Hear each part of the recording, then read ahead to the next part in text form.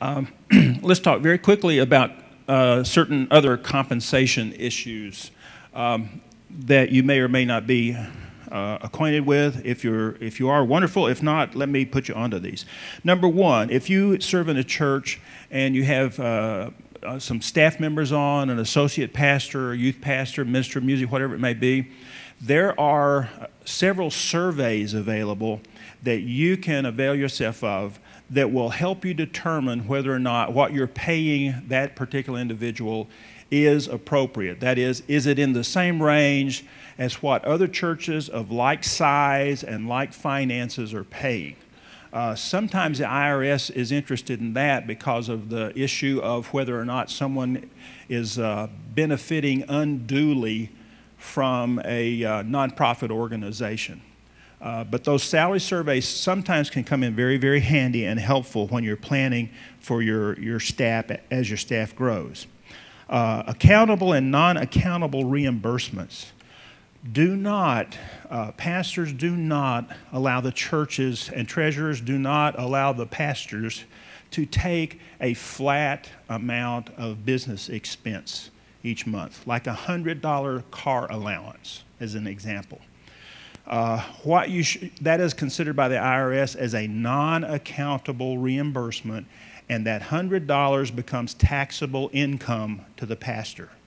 What you want to do is to set up an accountable reimbursement plan, simply meaning pastors keep track of your mileage, the purpose of your trip, at the end of your trips, and then at the end of the month submit that, and treasurer, you reimburse them on a per mile basis. That is an accountable plan. Any kind of reimbursement should be done on an accountable basis.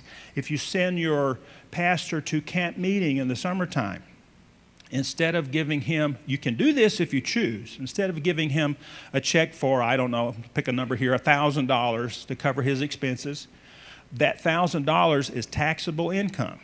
Instead, pastor, keep track of your expenses and submit that. There's nothing wrong with giving the pastor a $1,000 check up front to fund that with, as long as at the end he submits a report and either you reimburse him the extra, the cost he incurred, or he refunds the underage, okay, what he did not spend. The key point here is that if you just simply write out checks and you do not account for that expense, then the pastor winds up paying more tax than he should. Next, we've already talked about love offerings and pastor appreciation, that is taxable income if the amount that's given goes on individuals' giving statement at the end of the year. The best tax break available for anybody that I'm aware of is housing allowance.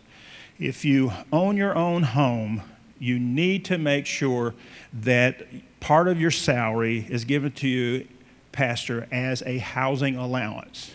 Now, there are some circumstances, even if the church provides a parsonage, you can get some housing allowance.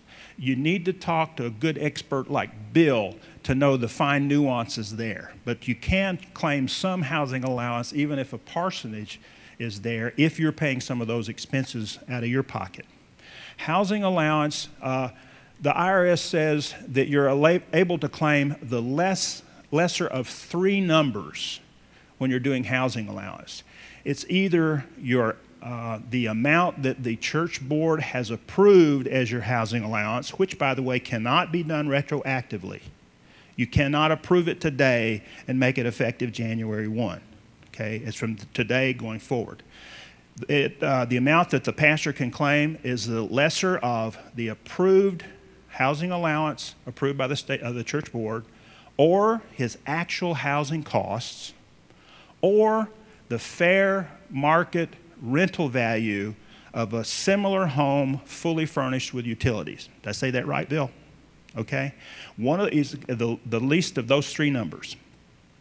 So I always advise pastors to set your housing allowance amount that's approved by the church slightly above what you think your actual housing costs are going to be. Because if you set it too low, doesn't matter what your actual housing costs are. If they exceed that number, all you can claim is what that housing allowance is. It's a great tax break. You need to take advantage of it. Certain fringe benefits can help the pastor in reducing his tax burden. Number one, and this is particularly important, I think, for young pastors who have young families. You need to have life insurance. And the law will allow the church to provide, I think it's up to $50,000 of life insurance tax-free to the pastor. So you can bless your pastor at a relatively small cost by providing that life insurance to him. $50,000 life insurance policy, very important, particularly for a young pastor and young family. Also, health insurance. They have now what I think is a great plan involving what they call health reimbursement accounts. Anybody here familiar with those?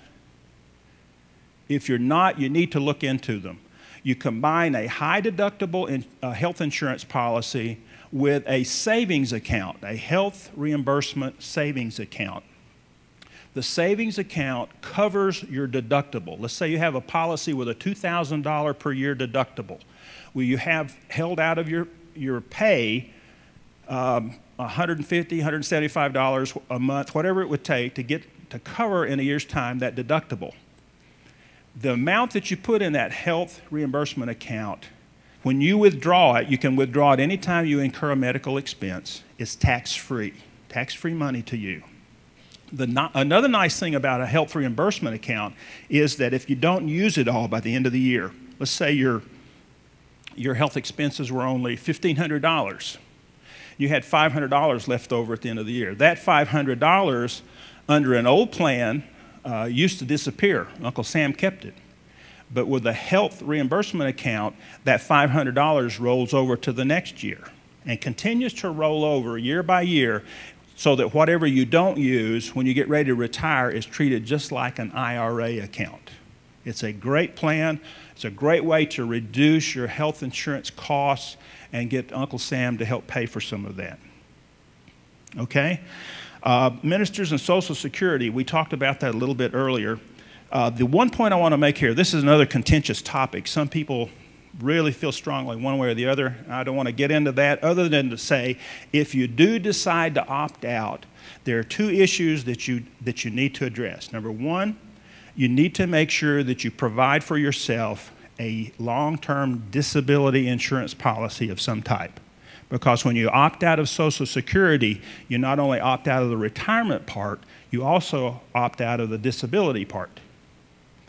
And even if you decide to stay in Social Security and you become disabled, you need to have a short-term disability policy because it typically takes at least a year to 18 months before you get your disability benefits from Social Security. Their mode of operation is basically this: deny the claim and sort it out later. So it takes a long time before you can ever collect. All right?